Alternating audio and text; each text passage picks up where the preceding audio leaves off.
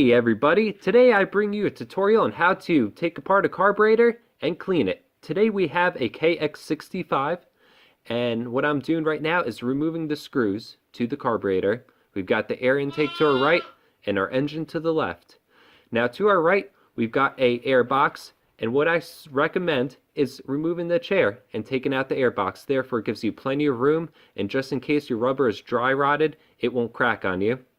But we're going to cut right to the chase and yank this thing right out of here. Now make sure that the fuel is turned off. Now the very next thing we're going to do is remove this fuel line right above us. They're usually on with a spring-loaded clamp or a hose clamp, but we have none on this bike, so it's as easy as pulling out, and there we go. Now if you do not have a fuel shut off, or you cannot stop the flow of fuel, I suggest plugging the hole with something clean. Now I'm going to unscrew our throttle cable, and on the bottom is a jet needle. This whole system is what controls the amount of air and fuel that goes to our engine. This here is the throttle cable in action. Now get yourself some carburetor cleaner, some handy tools, and let's get busy. Now keeping the carburetor clean is very important to the machine. A lot of times if you jump in your lawnmower or your dirt bike first thing in the spring and it goes jigga jigga jigga jigga without going broom, most likely it's your carburetor is gummed up, and my viewers will be dumbed up if they don't watch my tutorial videos. Here on the bottom side of this carburetor is called the bowl. We will be removing it by spinning the screws off counterclockwise. Now we pull the bowl off of the carburetor. Sometimes it's a real bear to remove, sometimes damaging the gasket material that's attached to it. In that case, you want to clean off both sides, and you could either order you a new gasket or use an RTV silicone type sealant. Now here's where all the junk in the gasoline will settle in the carburetor. Now let's make sure the bowl is good and clean. Now I'm going to remove and disassemble one of the jets for further cleaning, but more on that later.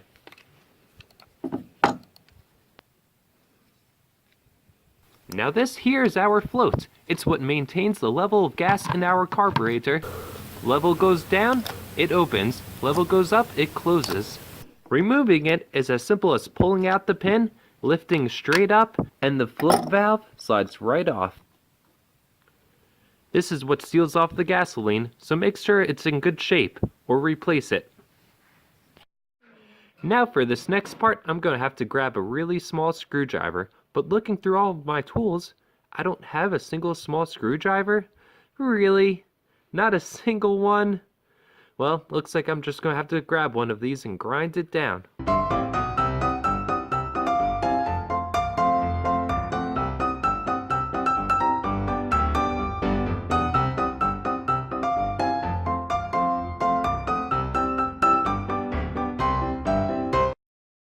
Almost done. Now I like to add a piece of tape to our screwdriver so we could count our rotations.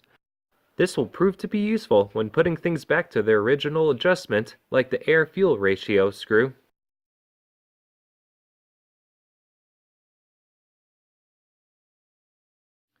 Here I'm going to keep track of the amount of rotations it takes to seat this screw.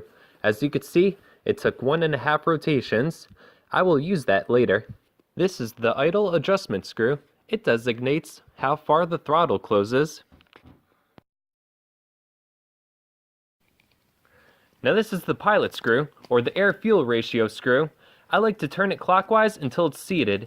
As you can see, it took 1 full rotation. Therefore, when we put it back later, we'll know how far back to adjust it so we keep it in the same position. This is important. We know it ran good in this position before. Therefore, when we put it back, it'll be the same.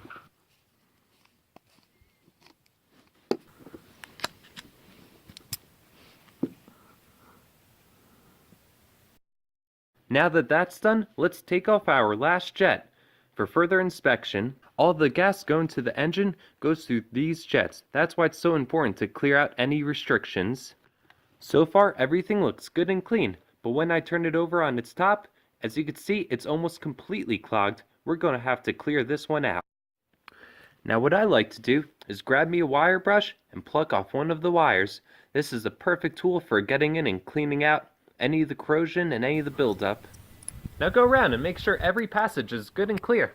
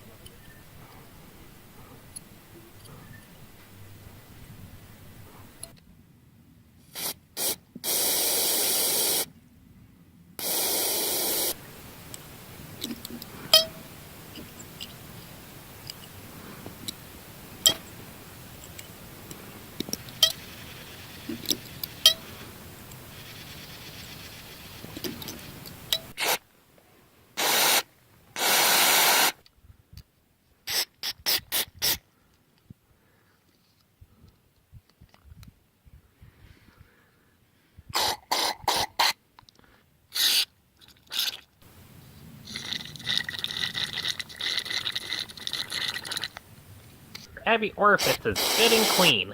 Install everything in the reverse order in which it came off. The plastic float is sealed so gas does not get in. In a perfect world, that is. Sometimes it does happen, so make sure there's no gas in the float.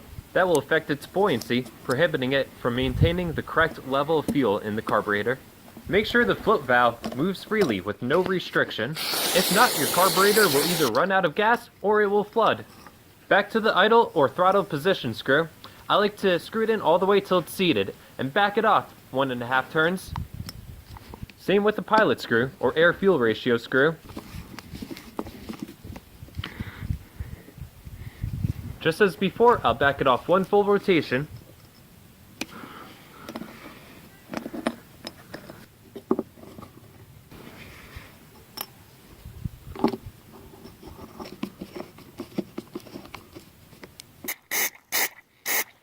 Now let's put the bowl on. Just make sure that the float pin has not slid out of place.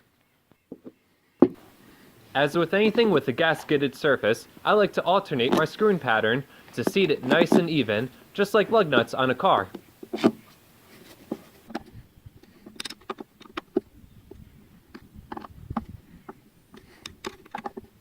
Now let's work this carburetor back in the bike. Being careful not to break anything, she's going to be stubborn, so you're going to have to fight her in there, like fighting a piece of broccoli into a toddler's mouth.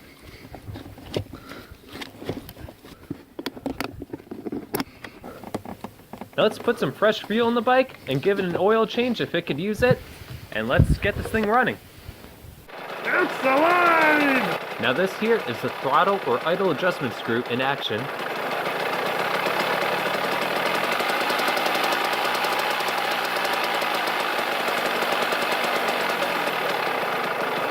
Now I got lucky with the bike running good right off the bat. You might need to adjust it first. Warm the bike up fully to its normal operating temperature. Make sure that the choke is in its normal run position before giving it its final adjustment. At that point, now you can adjust your idle down to where your engine is idling smoothly. First you want to adjust your pilot screw. Your engine will let you know how much by singing to you by raising its RPMs. Then you can turn the throttle adjustment screw back down.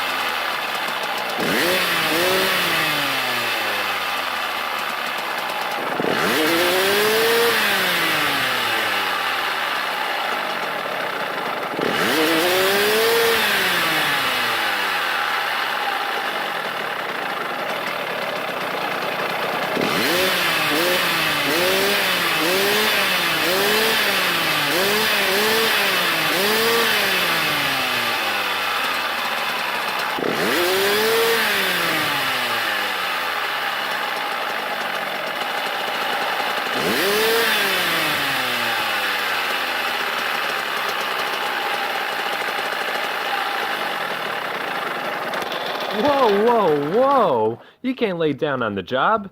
Actually, I guess the job is finished. Well, there you have it. Hope you found this tutorial helpful. And I don't know about you guys, but I'm excited to take this thing out for a ride.